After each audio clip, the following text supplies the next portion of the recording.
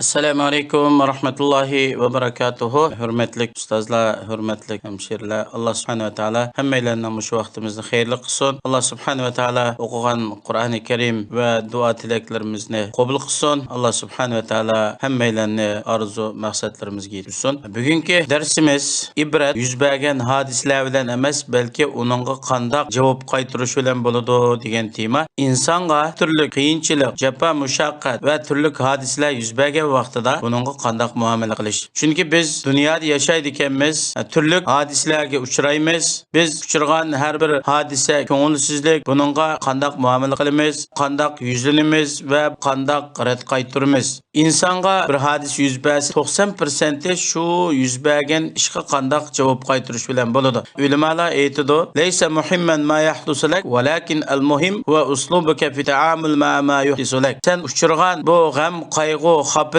hodislar muhim emas, lekin sen shu masalalarga duch kelgan vaqtida uning bilan qanday muomala qilish uslubing. Agar biz yoqtirmaydigan qiyinchilik, jafo, mushaqqatlik ishlar yuz berib qolsa, bu qanday bo'lishidan qat'iy nazar biz buningga rozi bo'lib, Allohning taqdiri ekan, Allohning o'rinlashtirishi ekan degan mandaq holatda buningga taqobil tursak, ajr bo'ladi. Bu yetgan qattiqchilik, ig'irchilikmi bizga nihoyatda oson, yengil tuyuladi. Agar buningga biz dod faryod ko'tarib, Alloh tavba ko'tarib, vaqirab, chaqirib, o'chkirib, "Manglam yetamdi bu ishlar, mallam qolganmi dunyoda bundaq jafo mushaqqatga" deydigandek norozilik kirini oshkor qilgan vaqtimizda bu ish gunoh ilib boradi. Shuningdek, oddiy ish bizning ko'nglimizda bir cho'ng bir voqeaga aylanib qoladi. Alloh subhanahu va taoloning qazoyi qadar taqdirini nihoyat sabrchanlik bilan, ochiq ko'ngillik bilan kutib olsak, buning oqibati yaxshi bo'ladi. Chunki bizga yetgan bala musibat shaylar bu bir hasad qilg'ichining hasadlaridan yoki bir dushmanning tajovuzchiligidan bo'lmaydi. Bu faqat bizga nihoyat bek kuyimchan bo'lgan, mehribon bo'lgan, hatto ota-onamizdan bek ko'yinadigan Allohning tarafidan kelgan bo'ladi. Biz buningga sabr qilsak, buningda ajr bo'ladi. Chunki bizga yetgan har bir narsada ajoyib bir hikmatlar bor. Biz buni yuqorqi darslarimizda tafsili so'zlab o'tdik. Ali roziyallohu anhu deydi: "Allohningki taqdir qilgan qazoyi qadar sendan o'tgan vaqtida sen sabr qilsang, ajrga erishsan. Agar buningga Alloh tavba ko'tarib, dod faryod silib, buni o'chkirib qolsang, u chaqda sen gunohkor bo'lasan. Allohningki taqdiri cho'qim ijro bo'ladi. Shartsiz har qanday holatda mayli biz yoqtirayli, biz yoqtirmayli, yaxshi ko'rayli, ko'mayli, Alloh subhanahu va taolo ilmi azalida, lavhul mahfuzda bizning taqdirimizga nima ketgan bo'lsa, cho'qim bu ish yuz beradi. Bunda ishlar yuz bergan vaqtida biz g'am, qayg'uga cho'mib ketsak, tavrinib, rohatsiz bo'lib ketsak, u chaqda buning sababidan bizning ustimizdagi yuk qimbak ig'irlashidi. Agar buning sabr qilsak, buni hech g'alva qilmasdan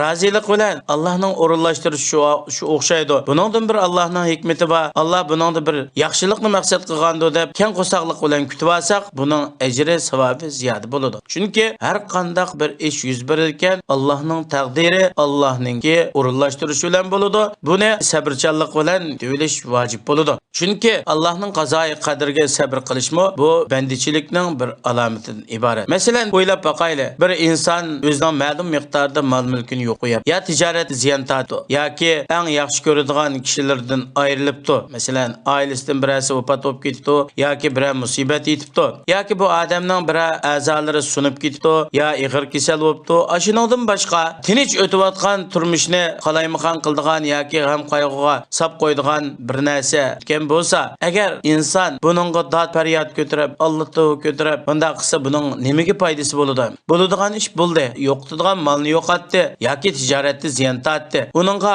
dod faryod qilib, g'alva qilish bilan bu o'rniq kelamdi, kelmaydi. Buningga savob bo'lamdi, bo'lmaydi. Dunyo oxiratlik manfaat nima bilan bo'ladi desa, faqat Allohning taqdiriga rozi bo'lish, buningdan Allohning huzurida savob umid qilish. Bu orqali o'zlarining ishlaridan isloh qilishga tegishli bo'lganlarini isloh qilsa, buningki ajri ziyoda bo'ladi. Bizda har qanday ish yuz beradi ekan, har qanday biz yoqtirmaydigan hodisa, ko'ngilsizlik, tashvish yuz beradi ekan, hammamizga mushundaq muomala qilsak yaxshi bo'ladi. Chunki biz o'zimizni, o'z nafsimizni hayoti dunyoda yuz beradigan, ko'nglimiz yoqtirmaydigan ishlarga, ko'nashga odatlantirishimiz kerak. Chunki buningga hasratlanganning hech nimaga bir foydasi bo'lmaydi. Inson o'ziga yetgan oddiy ishlarga va moddiy, ma'naviy tarafdan yetgan balo musibatlarga hasrat chekib turadi ekan, balki bu insonningki psixik tarafdagi va jismoniy tarafdagi salomatligiga ziyon yetkazishi mumkin. Insonning irodasini ojizlashtiradi. Shundaqla insonningki doim tushkunlik va bir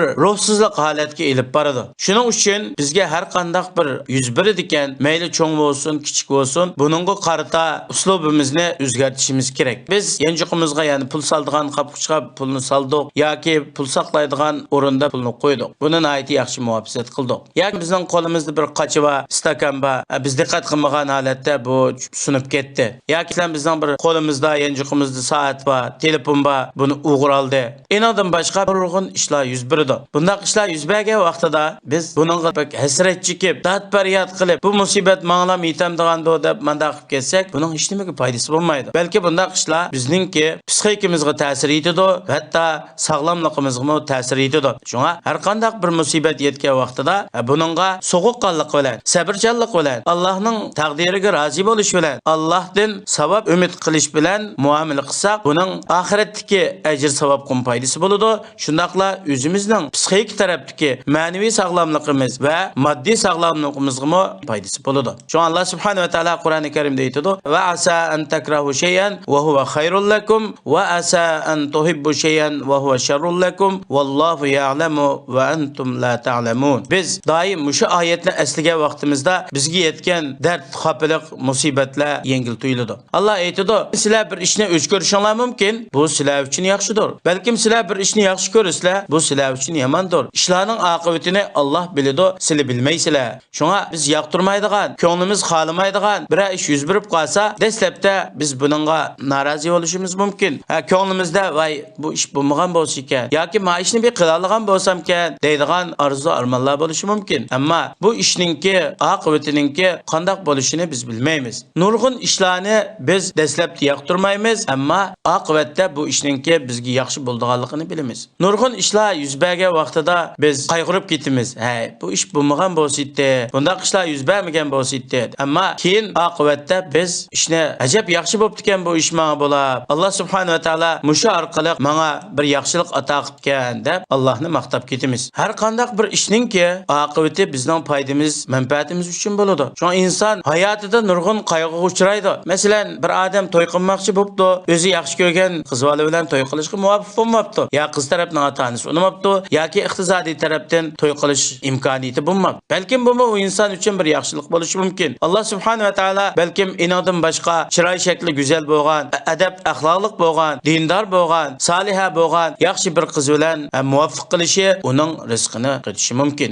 Ba'zi bir ayollar erlari ikkinchi bir ayol bilan to'y qilgan vaqtida buningga aytib qayg'urib ketishi mumkin, xafa bo'lib ketishi mumkin. Ammo buni so'g'uqqonlik bilan agar odillik qila olsa, bu Allohning o'rinlashtirishi ekan, bo'pti deb qolsa, balkim o'zining farzandidanmi yana bir ayoldan tug'ilgan farzand u ayolga bakroq yaxshi ko'radigan va ko'yinadigan bo'lib qolishi mumkin. Biz nurg'un ishlarningki oqibatini bilmaymiz. Buning oqibatini Alloh o'zi biladi. Shunga bunday ishlarga duch kelgan vaqtimizda sabrchanlik bilan, so'g'uqqonlik bilan Allohdan savob umid qilib, Allohdan ajr tilab muomala qilsak, buning oqibati yaxshi bo'ladi. Shayxul Islom Ibn Taymiya rahimahulloh aytadi: "Seni yaxshilikka yuzlantiradigan musibat, seni Allohni unutildiradigan ne'matdan yaxshi."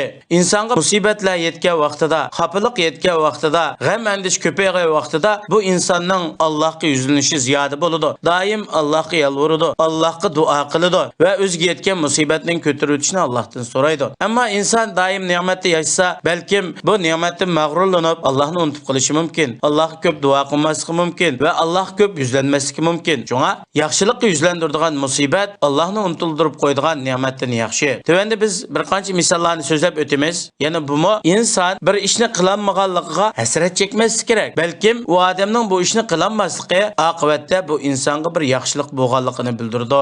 Hijriya 1400-yili Riyoddan 301 nafar yo'lovchini ilib mangan bir aeroplan yo'lga chiqibdi. Shu aeroplanga chiqadigan kishilardan biri mashinasining ishga etilib qolganmi bir voqelik bo'lib, aeroplanga kechikib qolibdi. Ayrimga chiqqan vaqtida aeroplanning ishga taqilib, boarding kartlar yig'ilinib, aeroplan uchish tamshilibdi ekan. Bu odam shunda chiqibdi, men zodi mangmasam bo'lmaydi. Bu safar men uchun muhimdi. Meni chiqib qo'yinglar desimi, sen kechikib qolding deb bu odamni chiqamab. Bu odam hamda hey, bu aeroplandan kechikib qoldim, biletim bekor bo'lib ketdi deb g'am qilib qaytib ketibdi. Aradan uzoq o'tmay bu aeroplanning motoridan chataq chiqib, motor kuyib ketib, aeroplan ziminga tushib ketib, uning ichidagi hamma odamning o'lib ketganlik xabari tarqalibdi. Bu odam buni anglab, menga yangidan hayotlik ato qilgan Alloh hamdlar bo'lsin. Alloh meni bu aeroplan hadisdan saqlab qopti. Shuningga o'xshash yana bir voqea yuz beribdi ekan. Yana bir odam aeroplanga chiqish uchun boarding kartni yirtib, aeroplan kutish zalga chiqib saqlab o'tirib, bu yerda uyqusi kelib uxlab qopti. Shuning bilan bu aeroplanga chiqadiganlar chiqib, yo'q, bu odamni chaqasi yo'q, uyqusidan uyg'onolmay aeroplan uchib ketibdi. Aeroplan uchgandan keyin bu odam aydirim xizmatchilarining qishig'i berib jidal qilib turibdi. Men boarding kart yirtilib bo'lgan tursa, nima uchun men bu yerda qolib qolaman? Mening bu safarga chiqishim bek zo'rildi deb ular bilan takallashib bo'lgandan keyin xizmatchilar uzr aytib, bizda imkoniyat yo'q, chaqadi, siz kelmadingiz. Unda bo'lgandan keyin aeroplan uchib ketib qoldi debdi. Oradan 15 minut, 20 minut o'tgandan keyin shu aeroplanning motoridan chataq chiqib, aeroplan pachaqlanib, hamma odamning o'lib ketganlik xabari keldi. Bu odam buni anglab bek cho'chib ketib, Alloh shukr aytdi. Va asa an takrahu shay'an va huwa khayrul lakum. Sizlar o'chko'gan, sizlar yoqtirmagan ish, u sizlar uchun yaxshidir. İbn Abi Dunya degan alim bir voqelikni so'zlaydi. Bir tijoratchi odam 100 tilla oltinni bog'ning betarafiga bir o'rak ko'lab, ko'mib qo'yapti. Ehtiyojlik bo'lgan vaqtimda bir ishiltaman. Buni qo'shnisi ko'rib qopti. Bu odamning oltinni ko'mayotganligini. Bu odam oltinni ko'mib qo'yib, uyga chiqib ketgandan keyin qo'shnisi bu yerdagi oltinni ko'lab akitibdi. Keyin bu tijoratchi odam malga ehtiyojlik bo'lib, ko'mib qo'ygan oltinni izdesa, oltin yo'q. Buning g'am qilib, malni yo'qlib qo'yganligi bir aram bo'libdi.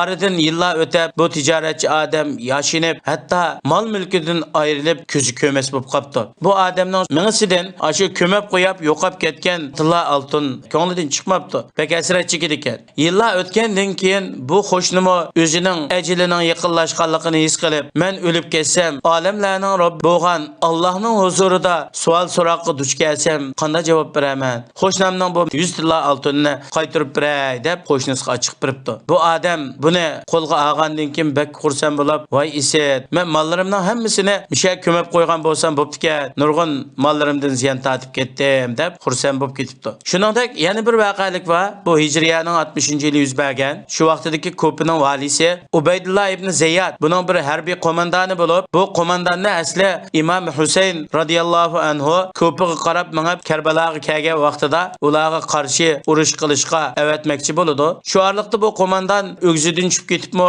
buning puti sinib ketadi. Ubaydullah ibn Zayd qo'shin chiqarmoqchi bo'lib, qo'mondonga odam evatidi. Sen qo'shinni boshlab mang'in degan vaqtida bu odam mening putim sinib ketdi, men urush chiqolmayman deydi. Shu orliqda Abu Qulaba Jurami degan kishi bu odamni yo'qlab kelib, putining sinib ketganligini ko'rib, buningda sen bir yaxshilik bordi, buning bir g'am qilib ketmagan degan vaqtida bu qo'mondan bu putim sinib ketsa, ikkini putim men desayamsam qanday yaxshilik bo'ladi deb biroz e'tiroz bildirgan vaqtida Abu Qulaba degan kishi debdi. Alloh subhanahu va taolo buning sababi bilan seni nurg'un ishdan saqlab qolishi mumkin. Oradan 3 kun o'tgandan keyin bu odamga Imom Husayn radhiyallohu anhuninki shundaqla payg'ambar alayhisolamning oila tavobatlaridan ahli baytidan bo'lib, jami 30 ga yaqin cho'ng kichik erlarninki Karbaloda o'ltirilganlik xabari kelibdi. Shuning bilan bu qo'mondan aytibdi-ki, Abu Qulabaga Alloh rahmat qilsin. Ajab rosa aytibdi-ki, putimning sinib ketganligi menga bir yaxshilik bo'libdi. Alloh subhanahu va taolo meni Imom Husayn radhiyallohu anhuninki payg'ambar alayhisolamning ahli baytining qiniga kirib qilishdi, meni saqlabdi deb xursand bo'libdi. Hamda bu to'g'ridagi voqeliklar, hodisalar intayin ko'p bo'lib, inson o'ziga har qachon bir musibat yetsa, xafalık yetsa, buningga imkon qadar qayg'urib ketmaslik kerak. Oxirda darsimizni yana bir voqelik bilan tugataman. Burungi zamonda bir podshoh bor ekan. Bu podshohning bir vaziri bor ekan. Bu odam har qanday bir xafalık yetsa, la'allahu xayr. Mumkin buningdan bir yaxshilik bordi. Alloh bir yaxshilikni iroda qilgandi deb o'tib ketadi ekan. Kunlardan bir kuni bu kishi podshoh bilan o'g'i chiqdi. Bu jarayonda podshohninki bir barmoqiga bir narsa bo'lib, barmoqini kesib o'tibdi podshohninki. Vazir mumkin buningdan bir yaxshilik bor degandan keyin podshohning ochig'i kelib, "Mening barmoqim kesilib ketsa, buningda nima yaxshilik bo'ladi?" deb bu vazirni zindonga solib qo'yapti. Shu orliqda vazir zindonda qoldi. Kunlardan bir kuni yana podshoh o'g'i chiqibdi ekan. O jarayonida podshohga atrofdagi bir qabila hujum qilib kelib, podshohni asirga ilib olibdi.